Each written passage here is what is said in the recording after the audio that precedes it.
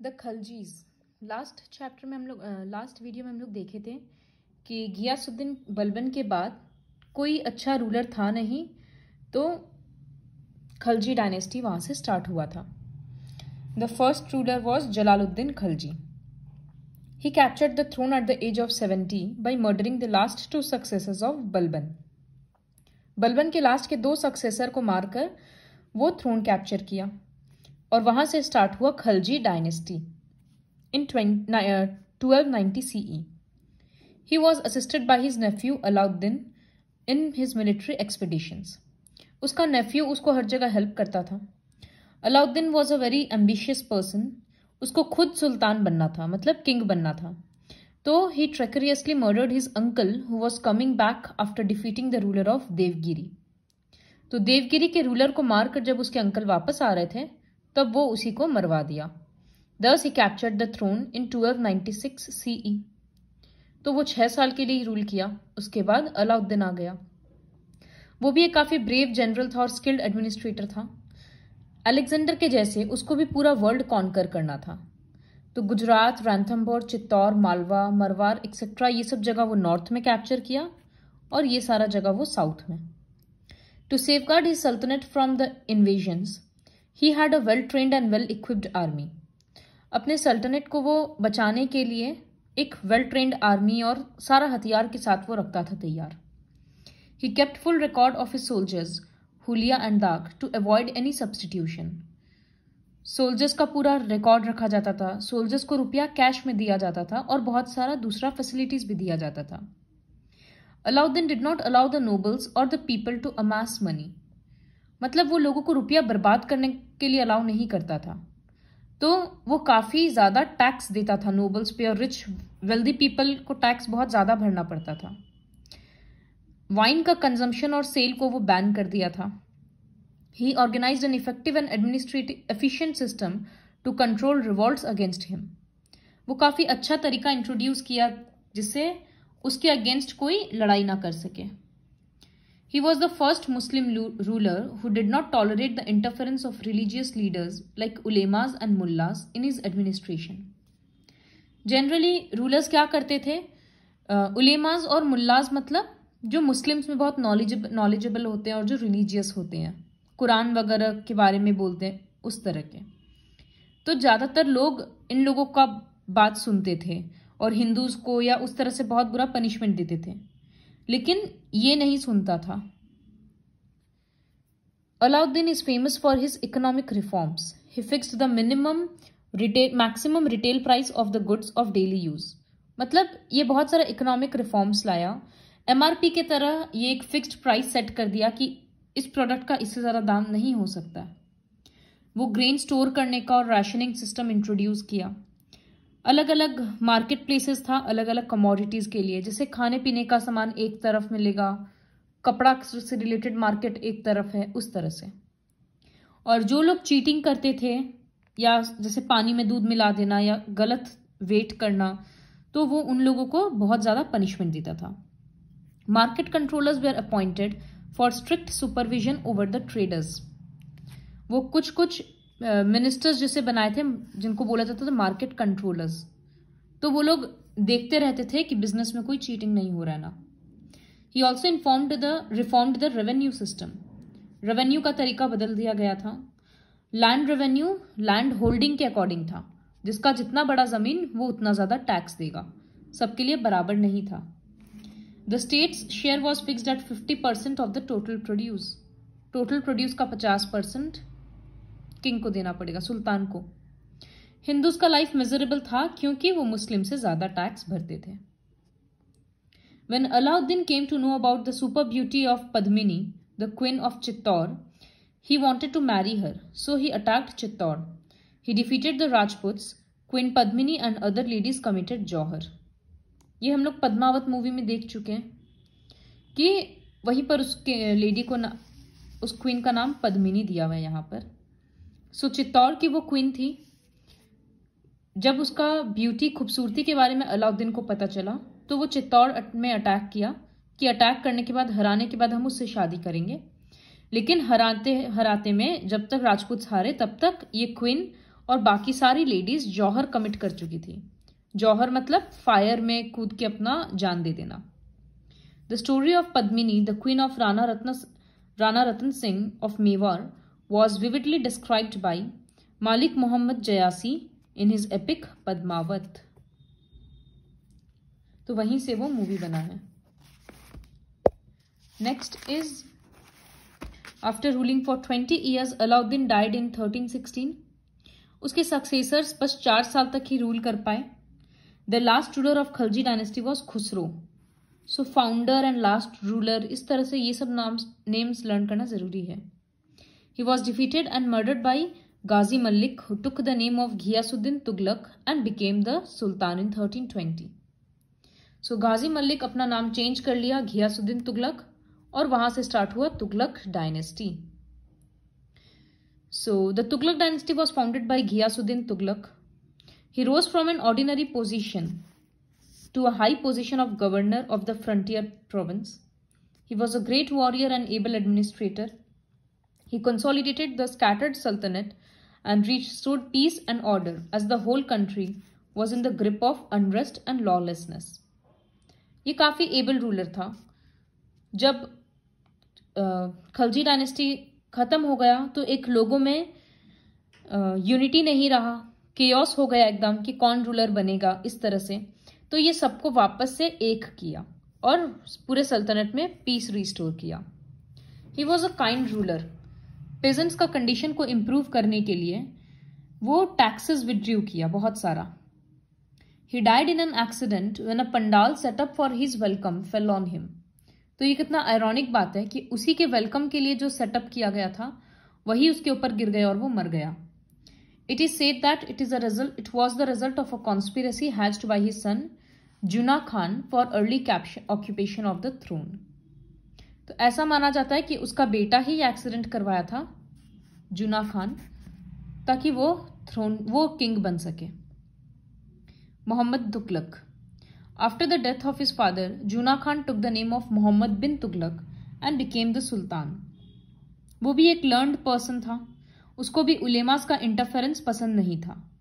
वो बहुत सारा स्टेप्स लिया जिससे सल्तनत का बेनिफिट हो, लेकिन हम लोग बाद में पढ़ेंगे कि वो एक्चुअली अपोजिट काम किया, जिससे वो अपना कैपिटल दिल्ली से देवगिरी शिफ्ट कर लिया to avoid the fury attacks of Mongols and to exercise better control on the Deccan.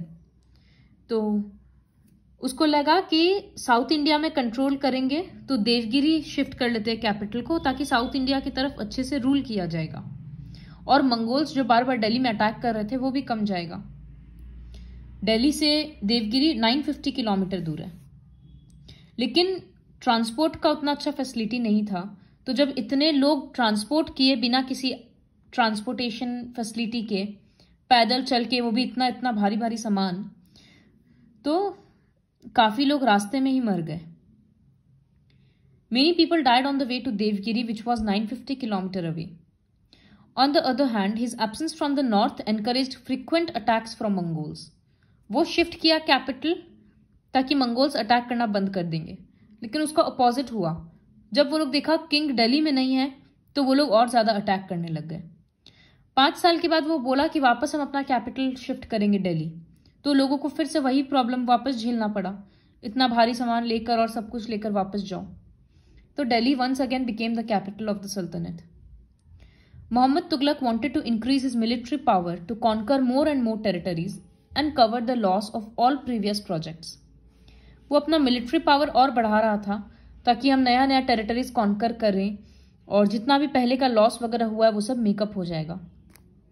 He imposed land tax in the Doab area at 50% of the produce. Doab मतलब बहुत फर्टाइल लैंड जहां पर 2 नदी मिलता हो, तो वहां पर सोचा कि वो एग्रीकल्चर ज्यादा होता है तो हम टैक्स बढ़ा देते हैं। लेकिन पेजेंट्स वहां के बहुत सफर कर रहे थे ऑलरेडी, क्योंकि फेमिन आया था तो सारा क्रॉप्स खराब हो चुका था। तो वो लोग इस ऑर्डर से एकदम स्टन्ड हो गए, शॉक्ड हो गए कि हम लोग इतना टैक्स कैसे देंगे, ऑलरेडी इस तरह से खराब हो चुका क्रॉप्स। तो परेशान होकर बहुत सारे फार्मर्स कल्टीवेशन ही छोड़ दिए एंड देयर लैंड ले बैरन, जमीन खाली पड़ा रहा। तो ये प्रोजेक्ट भी बहुत बुरा फेलियर था। When Muhammad Tughlaq realized his mistake, he not only withdrew his orders but also extended help to the farmers to resume cultivation. जब सुल्तान को समझ आया कि वो बहुत बड़ा गलती किया है, तो वो अपना ऑर्डर्स भी विड्रॉ किया और फार्मर्स को कल्टीवेशन स्टार्ट करने में हेल्प भी किया। The failures of his projects emptied his treasury, तो इसकी वजह से उसका जो खजाना था वो खत्म होते गया, जो अपना गलती सब सुधारने में लग गया वो। He then thought of issuing token currency of copper instead of silver coins. उसको लगा कि सिल्वर कॉइन के बदले कॉपर का कॉइन स्टार्ट करते हैं ताकि खर्चा बचेगा। But due to the increased circulation of counterfeit coins, he had to withdraw his orders and ask the people to exchange their coins with silver coins. लेकिन जब ये कॉइन बदलने वाला सिस्टम ऐसे चला तो इतना नकली कॉइन मार्केट में आ गया जिसकी वजह से प्रॉब्लम और बढ़ गया। तो वो फिर से एक बार एक सर्कुलर इशू किया, मतलब एक ऑर्डर इशू किया कि अब सब लोग अपना कॉपर कॉइन को वापस सिल्वर कॉइन में एक्सचेंज करवाओ। तो इससे रॉयल ट्रेजरी में कितना लॉस हुआ। Mohammad Tughlaq was a mixture of opposites. He was a great scholar, बहुत पढ़ा लिखा वो इंसान था, लेकिन कॉमन सेंस नहीं था। He was harsh as well as liberal. हम लोग देखे कि वो कितने जगह पेजेंट्स का हेल्प किया। तो उसके लास्ट के डेज में उसको काफी रिबेलियन फेस करना पड़ा। सब उसको अपोज करने लगे। Token currency is one in which the face value of a coin is much higher than its metallic value. मतलब 1 रुपया का कॉइन है तो उसमें जितना भी मेटल है वो एक्चुअली 1 रुपया से कम का है। तो उसमें जो वैल्यू लिखा होता है वो उसके मेटेलिक वैल्यू से ज्यादा होता है। इसी को टोकन करेंसी बोलते हैं। Next is Firoz Tughlaq. Muhammad Tughlaq had no son. His cousin Firoz Tughlaq was made the Sultan after his death. After becoming the Sultan, he adopted the policy of appeasing the nobles, ulemas and the orthodox Muslims to strengthen his position. बाकी सुल्तान क्या किया, जैसे मोहम्मद बिन तुगलक, वो उसको कोई फर्क नहीं पड़ता था उलेमास क्या सोचते हैं, वो उन लोगों को प्लीज करने का काम नहीं करता था। लेकिन ये क्या किया, इसको लगा कि अगर हमको अपना पोजीशन स्ट्रांग करना है तो नोबल्स का और पुराने जमाने ऑर्थोडॉक्स मुस्लिम्स का, इन लोगों का सपोर्ट चाहिए। तो वो उन लोगों को खुश करने में लगा रहता था। इसके वजह से वो हिंदूज के ऊपर एक टैक्स लगा दिया, jizya, and granted land as well as high civil and military official positions to the ulemas. तो हिंदूज पे वो ज्यादा टैक्स लगा दिया और उलेमाज को ऊंचा ऊंचा पोजीशन देने लगा अपने कोर्ट में। He was a staunch Sunni by faith. We know that the religion Islam is divided into 2 sects, Sunni and Shia. तो ये सुन्नी मुस्लिम था। He considered himself as a servant of God. He changed the policy of Alauddin Khalji and Muhammad Tughlaq of separating religion from administration. बाकी का दोनों क्या किया था, मुस्लिम था लेकिन फिर भी मुस्लिम फॉलोवर्स का बात नहीं मानता था और हिंदूज पे बहुत ज्यादा अत्याचार वैसे नहीं किया, लेकिन ये और किया। अलाउद्दीन खलजी हिंदू से ज्यादा टैक्स भरवाता था, लेकिन ऐसा कुछ नहीं था कि कोर्ट में उनको पोजीशन नहीं मिलेगा या इस तरह से, लेकिन वो ये काम करता था। He made many reforms to redress the grievances that the people had against Mohammad Tughlaq. Mohammad Tughlaq के अगेंस्ट जो लोगों में गिला शिकवा था वो उसको दूर करने के लिए बहुत सारा चेंजेस लाया। जैसे वो कैनल्स और टैंक्स कंस्ट्रक्ट करवाया, ओल्ड टैंक्स को रिपेयर करवाया, लैंड रेवेन्यू को कम कर दिया गया और markets were open to sell the surplus produce. New coins of smaller denominations were also introduced. मतलब छोटा छोटा डिनोमिनेशंस का, डिनोमिनेशन मतलब 1 रुपया, 5 रुपया, 50 पैसे, 25 पैसे, इस तरह से। तो ये सब डिनोमिनेशन होता है। तो वो कम डिनोमिनेशन का कॉइन्स भी इशू किया। वो स्कूल्स खुलवाया और स्कॉलर्स को पढ़ने लिखने और लिटरेरी एक्टिविटीज को प्रमोट करने के लिए ग्रांट्स भी मिलता था, रुपया भी मिलता था। He helped the poor Muslims. वो फ्रूट गार्डन्स लगवाया दिल्ली के आसपास और एक नया सिटी बनवाया, बहुत सारा नया सिटीज बनवाया, जैसे Hisar, Jaunpur, Firozpur etcetera. He got Sanskrit texts translated into Persian. Next, Nasiruddin Tughlaq. वो तुगलक डायनेस्टी का लास्ट रूलर था। During his time Timur Lang invaded India and took away a large amount of wealth. Timur Lang Mughal dynasty को बिलोंग करता था, जिसके बारे में हम लोग बाद में पढ़ेंगे। तो इस टाइम तक इंडिया में वो आकर अटैक कर चुका था और बहुत इंडिया का रुपया ले गया था, वेल्थ ले गया था। वो अपने साथ बहुत सारा आर्टिशंस को ले गया था, कारीगर को ले गया था, क्योंकि उसको अपना कैपिटल समरखंड डेकोरेट करवाना था। The sultanate lasted only up to 1412 CE after Timur's invasion till Nasruddin died. Later it got divided into many small kingdoms. Daulat Khan and Amir was appointed as the ruler of Delhi. तो दौलत खान, अमीर मतलब एक post है, तो उसको दिल्ली का ruler बना दिया गया। We'll learn about the Lodi dynasty in the next chapter, in the next video.